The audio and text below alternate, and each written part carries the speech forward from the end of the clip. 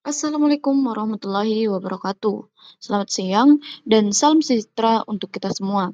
Perkenalkan, nama saya Ersa Tangkelangi dengan NIM 23030200058, Program Studi Hukum Tata Negara, Fakultas Syariah Universitas Islam Negeri Palopo.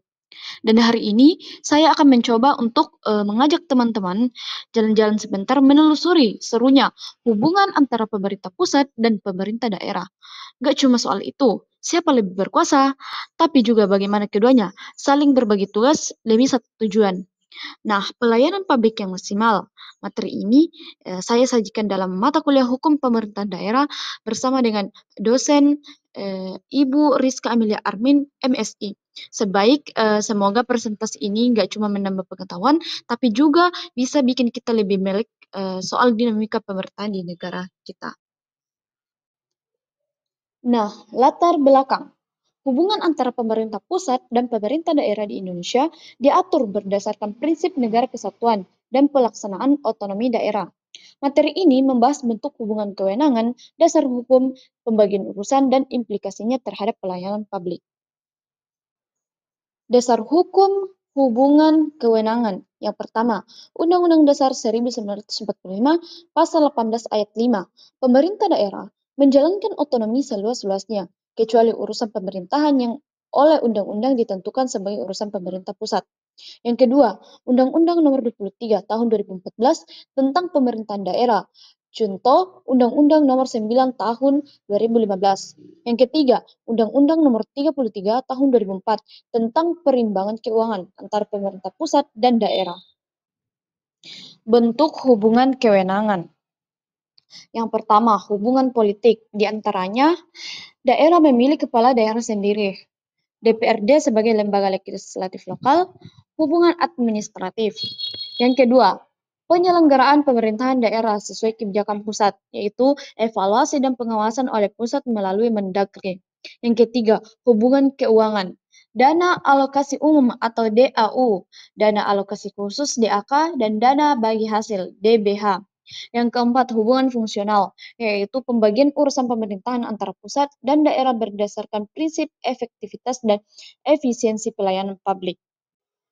Pembagian urusan pemerintahan. Berdasarkan Undang-Undang Nomor 23 Tahun 2014, urusan pemerintahan dibagi menjadi tiga. Yang pertama, urusan pemerintahan absolut, yaitu hanya dapat dijalankan oleh pemerintah pusat. Nah, contohnya pertahanan, keamanan, hubungan luar negeri, agama, dan moneter.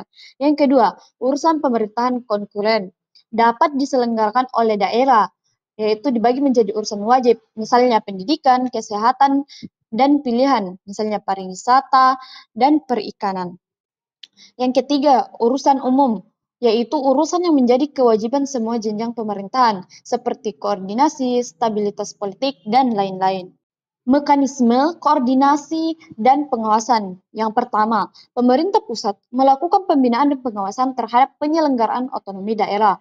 Yang kedua, pengawasan meliputi aspek legalitas, yaitu apakah kebijakan daerah sesuai peraturan perundang-undangan, dan aspek kinerja, apakah program berjalan efektivitas dan efisien. Yang ketiga, Kementerian Dalam Negeri berperan dalam evaluasi Perda dan APBD. Yang keempat, pemerintah pusat dapat membatalkan kebijakan daerah yang bertentangan dengan hukum nasional. Nah, masuk dalam materi permasalahan dan tantangannya. Yang pertama yaitu tumpang tindih kewenangan. Beberapa urusan belum jelas apakah menjadi domain pusat atau daerah.